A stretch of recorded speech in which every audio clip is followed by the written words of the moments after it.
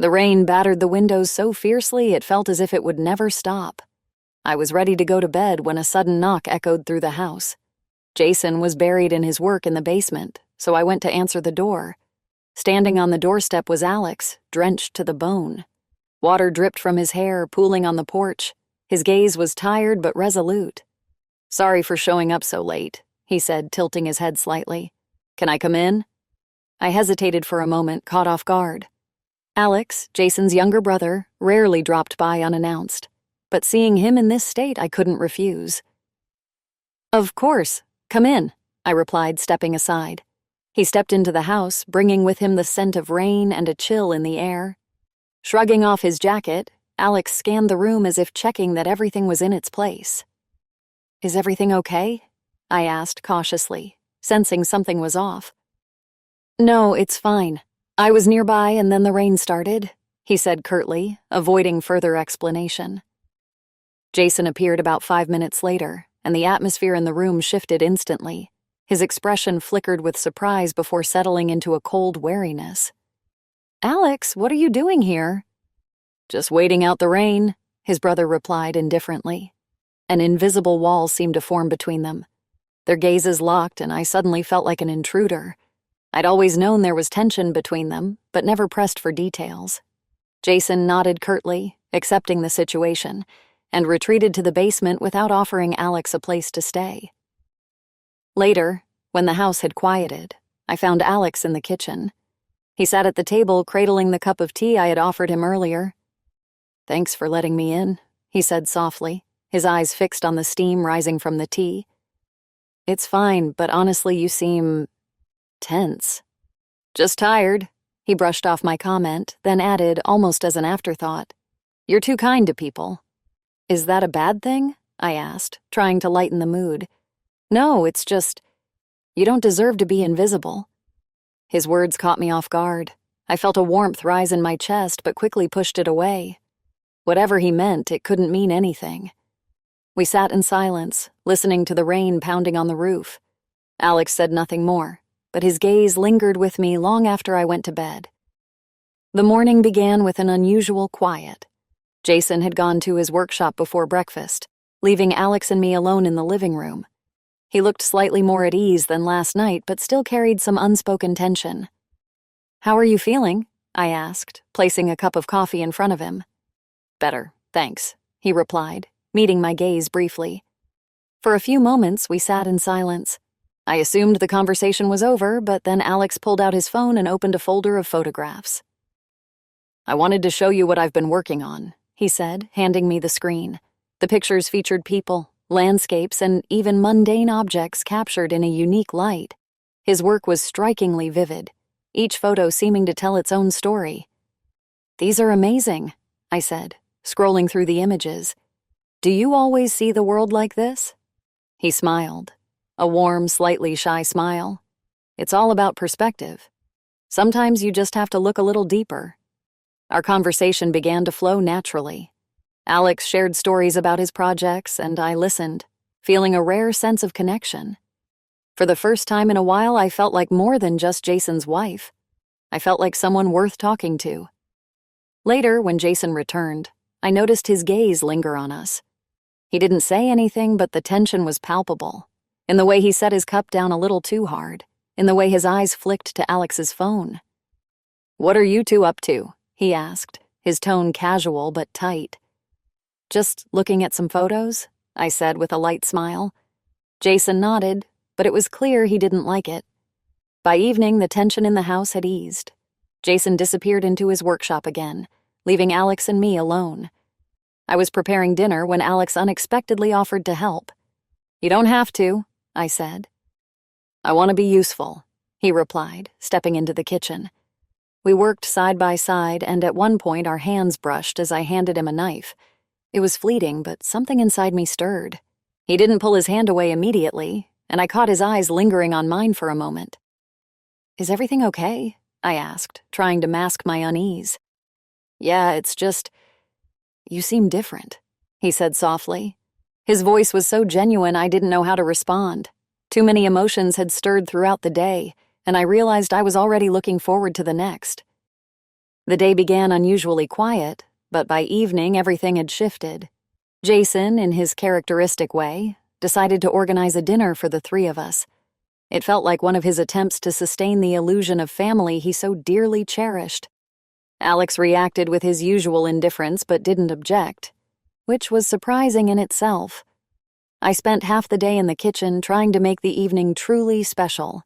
Each step, from choosing the ingredients to setting the table, was a distraction from thoughts that kept circling back to Alex's lingering gaze from the night before. By the evening, the table was set, and the house glowed in the warm light of candles. Initially, everything went smoothly. Jason spoke about his work plans, occasionally glancing at Alex as if checking his brother's engagement in the conversation. Alex responded briefly, almost disinterestedly. Without realizing it, I began observing him. The way he held his glass, the subtle movements of his fingers along the table's edge. There was something captivating, almost magnetic about the way he moved. But Jason wasn't one to let moments of silence linger. His questions grew sharper, and soon the conversation took on a tense undertone. Alex answered calmly, but there was an unmistakable challenge in his voice. Jason paused momentarily as if deciding whether to push further. An uneasy silence settled over the room, and I quickly shifted the topic to something trivial, trying to ease the tension. But when Jason stepped out to fetch another bottle of wine, Alex moved closer. His gaze was piercing, and for a moment I felt exposed under its intensity. His hand brushed against my waist, barely touching, yet enough to make the warmth of his fingers linger. My heart raced, but I couldn't bring myself to pull away. He didn't say a word, and perhaps it was that silence that made the moment feel so powerful. When Jason returned, everything appeared as if nothing had happened. But inside, something uncontrollable had ignited. This dinner, meant to be a family evening, had become the beginning of something impossible to stop. Alex invited me to see his studio early in the morning. His words were calm, but there was an unusual persistence in them. Out of curiosity more than anything else, I agreed. We entered a spacious room with white walls, bright spotlights, and a perfectly stretched backdrop. Black and white photographs hung on the walls, each one captivating with its emotional depth. The space felt alive with creativity, almost intimate. Without a word, Alex gestured for me to stand in the center of the studio. His movements were deliberate, making it clear he wanted me to be part of his work. I hesitated briefly, but complied, finding the situation strange yet non-threatening. The clicks of the camera broke the silence. Alex moved fluidly around the studio as if everything obeyed his internal rhythm. He spoke little, occasionally guiding me with a glance or a subtle motion. With each passing moment, I felt myself relaxing. The camera became a silent observer, while his focus made me forget the world outside. When the shoot ended, Alex lowered the camera and stepped closer. His gaze held something that made my breath catch. The moment stretched endlessly. I felt his hand on my cheek, a faint touch that made me close my eyes. The next second, his lips brushed against mine. It was brief, but enough to disrupt the delicate balance between us. I stepped back, trying to regain my composure. The silence was overwhelming. I left the studio quickly, convincing myself it was a mistake that would never happen again. But deep down, I knew it wasn't so simple.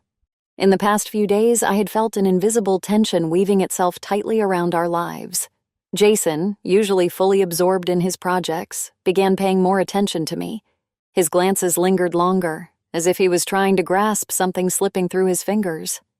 I wasn't myself either. Everything inside me had shifted since that morning in the studio. Alex hadn't mentioned what happened, but his silence only deepened my unease.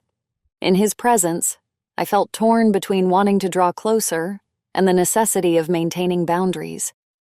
During lunch, as the three of us sat at the table, Alex made a remark that felt too pointed to be mere playfulness. "Everything here is so perfect," he said, leaning back in his chair. "Catherine takes care of the house, Jason takes care of work. Great division of roles, isn't it?" I shot him a reproachful look, but Jason simply frowned, not responding. The tension between them was almost tangible, and I realized Alex had done it intentionally. The day dragged on painfully slowly. I avoided talking to Alex, but his presence was impossible to ignore. His gaze, his movements, They were constant reminders of the line we had already come dangerously close to crossing. By evening, when Jason retreated to his workshop, I was left alone in the bedroom. My thoughts were chaotic, and the only thing I could do was reach for my phone and type a message to Sophia. I don't know what to do. Something is happening, but I can't explain it. I stared at the screen for a long time before deciding to send it. But at the last moment, I deleted the message, afraid that even this small confession would make everything feel too real. As I lay down to sleep, the house was quiet, but the silence offered no comfort. Inside, everything was screaming that sooner or later it would all come to light. The evening was unusually quiet. After a tense day, where every glance and word seemed laden with hidden meaning, Alex suggested a walk. Jason was still busy in his workshop, and I thought some fresh air might do me good.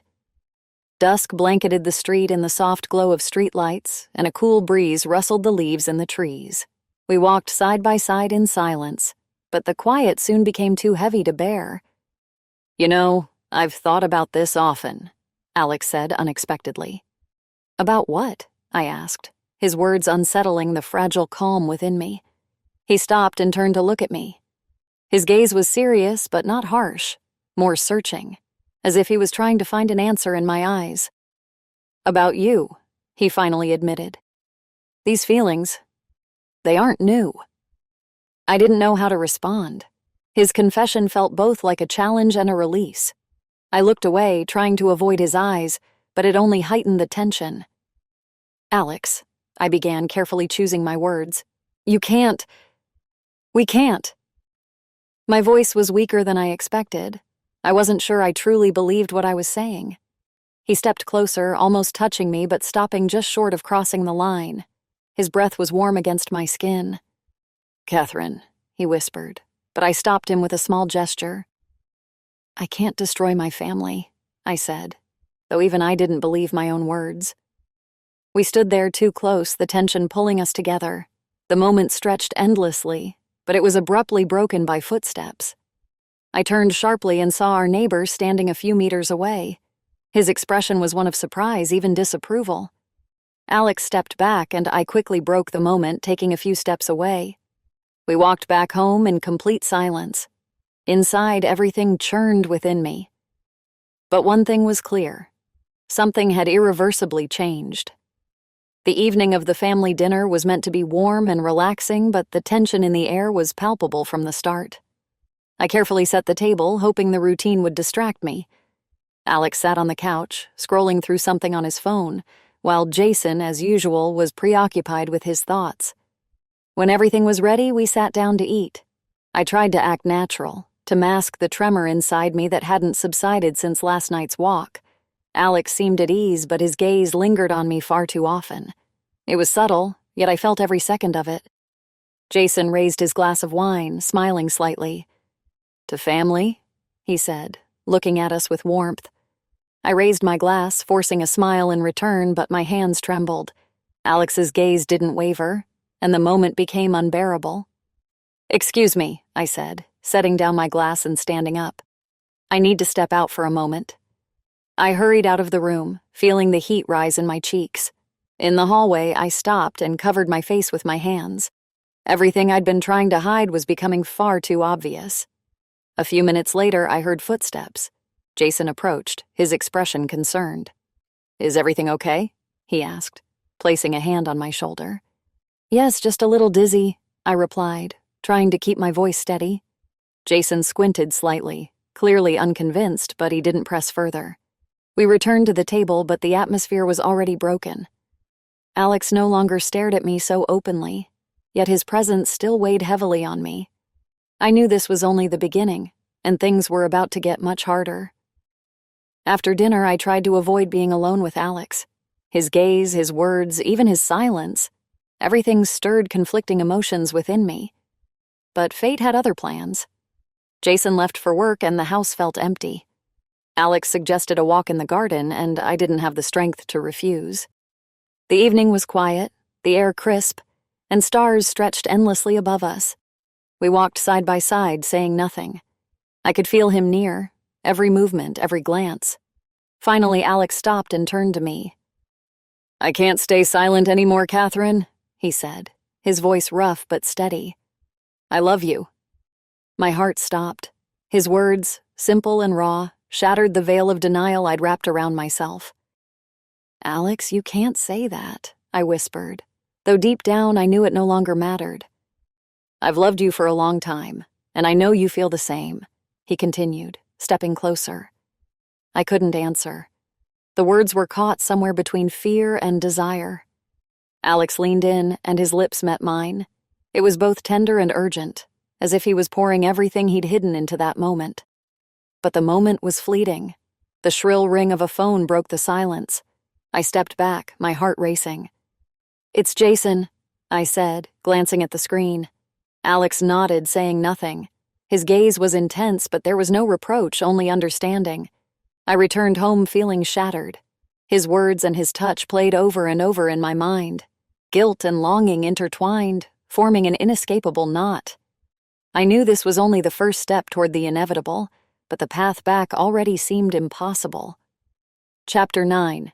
Discovery of the Truth. The next morning began with a heavy silence. Jason sat at the kitchen table with his usual cup of coffee, but his gaze was oddly focused. I could feel the tension radiating from him, but I didn't dare ask what was wrong. The answer became clear later when I noticed my phone lying next to his. He rarely touched my things, but today seemed to be an exception. I realized he must have seen the partially deleted message I'd typed to Sophia the night before but failed to completely erase. Jason said nothing. He didn't ask questions or create a scene. But his silence was more damning than any outburst could have been. All day, I felt his eyes on me, sharp, questioning, suspicious. Alex, as if sensing this tension, only grew bolder. When Jason disappeared into his workshop, leaving the two of us alone in the kitchen, Alex stood beside me far too close. "How much longer are you going to pretend nothing's happening?" he asked, his voice quiet but laced with challenge. I turned to him sharply, trying to maintain control. "Alex, stop, we can't." He cut me off. "Can't or won't?" he asked, leaning closer. My heart raced, torn between fear and something I didn't want to name. At the same time, the dread of Jason walking in at any moment loomed over me. "This is a mistake," I whispered, but my words lacked conviction. He didn't step back, his gaze unwavering. The tension between us reached its breaking point, but before anything else could happen, I heard the creak of the door downstairs. Jason walked into the kitchen, his face calm, but his eyes said everything. He looked at us carefully, but didn't say a word. The day ended as tensely as it had begun. An invisible chasm now existed between the three of us, and it was only growing wider. The day dragged on, each minute thick with growing tension. Jason moved with an eerie precision, his motions deliberate and mechanical, his gaze sharp and probing. Alex, by contrast, seemed unaffected, calm and composed, as if the weight of the atmosphere only fueled his confidence. This stark difference only made things worse. I tried to focus on mundane tasks, hoping to distract myself, but my thoughts kept circling back to everything that had happened. The glances, the subtle provocations, the unspoken words Alex had allowed himself in recent days. All of it felt like a thread being pulled tighter and tighter, ready to snap. By evening, the tension had reached a boiling point. As I prepared dinner, I could hear movement throughout the house. Jason's footsteps were quiet, but heavy with intent, as though he were waiting for the right moment to act. Voices drifted from the living room, low and charged. Though I couldn't make out the words, the tone was unmistakable. Jason's voice was cold and clipped, each question laced with sharpness. Alex's responses were calm, almost indifferent, as though he relished the confrontation. Standing by the stove, I tried to focus on my hands, but the conversation in the next room felt like a storm brewing just beyond the door. Every word, though muffled, seemed to seep into my skin, carrying a sense of dread that was impossible to shake. When Jason entered the kitchen, his footsteps were heavy, his presence like a weight pressing down on the room. He didn't speak, but his silence was deafening. His gaze lingered on me, filled with questions he wasn't ready to voice, and the tension in the air became almost unbearable. That night, as I lay in bed, sleep refused to come. My mind replayed every moment, every gesture, every word. Jason's mounting suspicion and Alex's deliberate provocations clashed in my thoughts, leaving me restless. The house was steeped in oppressive silence, so thick it was suffocating. It felt like the calm before a storm, and I knew it wouldn't last much longer. The night was unusually warm, as if nature itself conspired to blur the lines between reality and dream. Jason had gone to bed early, leaving the house steeped in silence. Unable to stay inside, I wandered into the garden, hoping to find a shred of peace amidst my growing turmoil. The moonlight bathed the pathways in a soft glow, and the air was thick with the scent of blooming flowers. Alex was already there, sitting on a wooden bench beneath the old oak tree. His silhouette exuded a calm that seemed almost unnatural, but as I drew closer, I saw something in his eyes that felt irreversible. "You couldn't sleep, could you?" he asked softly, but I didn't reply. My thoughts were too tangled and words felt unnecessary. We sat in silence until I joined him on the bench. A gentle breeze rustled the leaves, wrapping us in an illusion of isolation, but inside, I was a tempest. Alex reached for my hand. His touch was warm, sending a shiver through my body. I didn't pull away, though I knew I should have. His fingers tightened slightly around mine, and I felt myself being drawn in. "Catherine," he said, his voice heavy with restrained passion, "we can't ignore this anymore." I didn't have time to respond. His lips found mine, and the world around us vanished. It wasn't just a kiss. It was an explosion of emotions we had suppressed for far too long. In that moment, I stopped thinking about right or wrong. We spent the night in the garden, lost to everything else. The warm grass beneath us, the soft whisper of leaves, his arms around me. All of it merged into a singular feeling of reckless freedom. But freedom proved to be an illusion. The next morning, as we quietly returned to the house, I noticed the curtains in the neighbor's window shift ever so slightly. Someone had seen us. A knot tightened in my stomach. The joy that had felt timeless mere minutes ago was replaced by a crushing fear. I knew this was only the beginning of the end. The morning was unbearably silent. The air in the house felt heavy, like the stillness before a storm. I tried to distract myself with routine tasks, starting the coffee machine, washing dishes, rearranging shelves. But none of it could quiet the storm in my mind. My thoughts kept returning to last night in the garden.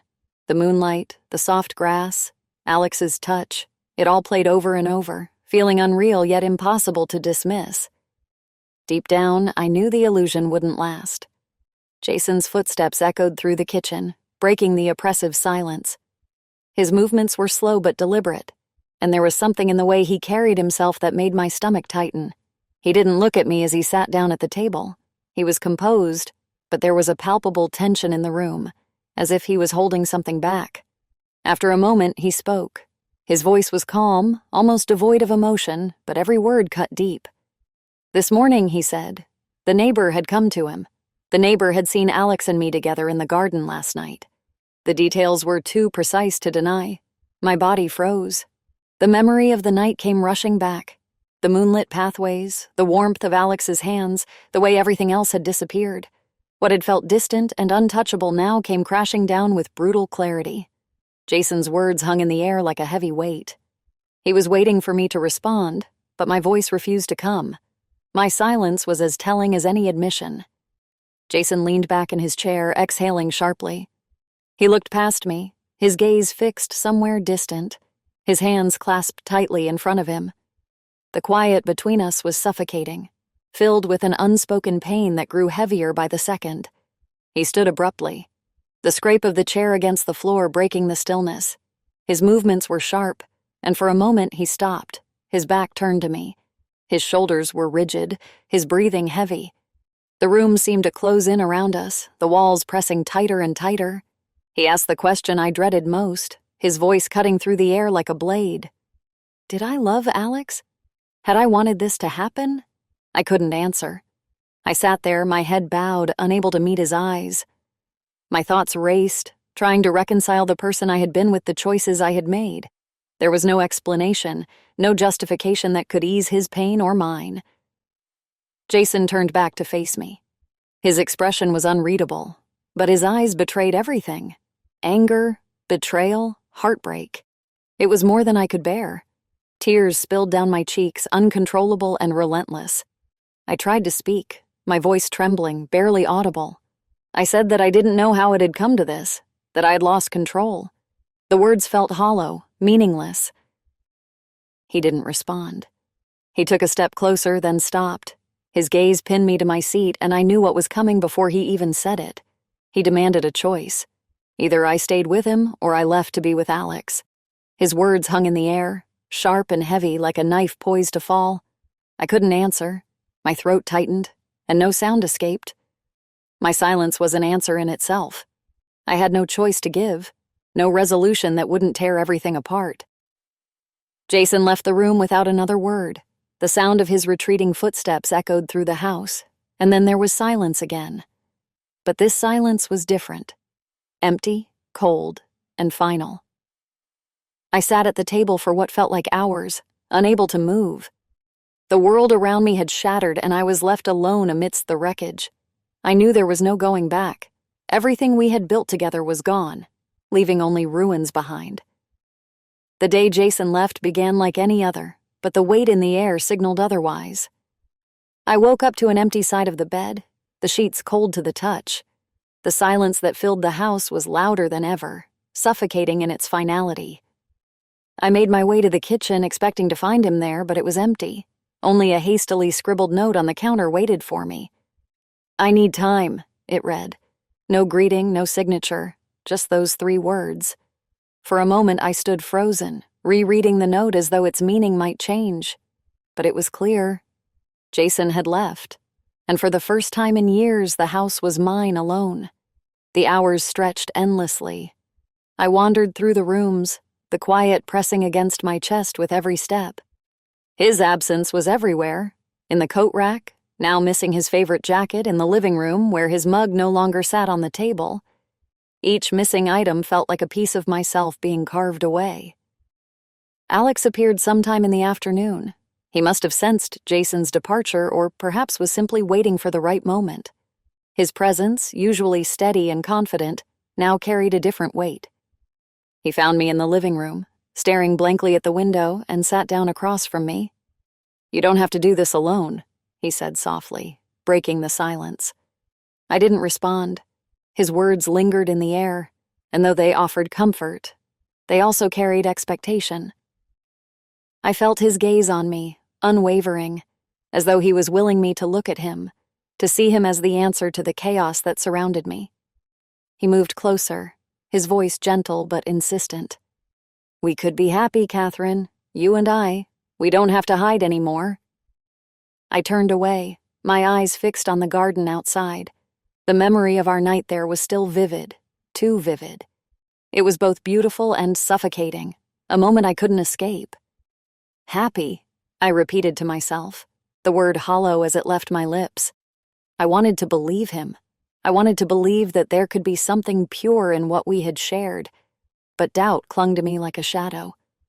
I felt his hand on mine, warm and steady. "I know it's not easy," he said, his voice barely above a whisper. "But this could be our chance." Tears welled up in my eyes as I pulled my hand away. The weight of everything, Jason's departure, Alex's hope, my own confusion, pressed down on me until I felt I might shatter. "I don't know," I murmured, more to myself than to him. "I just don't know." Alex didn't push further. He sat beside me for a while, the silence between us heavy with unspoken words. Eventually he stood and left, leaving me alone once again in the empty house. By evening I heard the sound of a car pulling into the driveway. My heart skipped, and I knew it was Jason. He walked through the door with purposeful steps, not sparing me a glance as he moved toward the bedroom. I stayed in the living room, my hands gripping the edge of the couch as I listened to him move through the house. The sound of drawers opening and closing, the soft rustle of clothes being packed. It was surreal, like watching the end of a life I no longer recognized. When he reappeared, a bag slung over his shoulder, his gaze finally met mine. His eyes were tired, hollow, yet filled with a quiet determination. For a moment, neither of us spoke. There were no accusations, no last-minute pleas, just silence. He lingered for a moment, his hand tightening on the strap of his bag as if waiting for something. But I had nothing to give. He nodded once, a small, almost imperceptible movement, before turning and walking out the door. The sound of his car driving away echoed long after it disappeared. I sat motionless, staring at the space he had occupied just moments before. The finality of his departure settled over me like a heavy blanket. The night fell and the house was still again. I was alone with no answers and no clear path forward. Jason was gone, and Alex's promises of happiness felt fragile, like glass that might shatter at the slightest touch. I stayed in the living room long into the night, the weight of the day pressing down on me, knowing that nothing would ever be the same again. The days after Jason's departure blended into one another, each as heavy and lifeless as the last. I moved through the house like a ghost, existing but not living. The spaces that once felt warm and familiar were now foreign, filled with echoes of memories too painful to revisit. His scent lingered in the air, in the fabric of the couch, in the folds of the sheets he had left behind. Alex came less often, his visits more restrained. Each time his presence felt like both a balm and a reminder of the choices I could no longer avoid.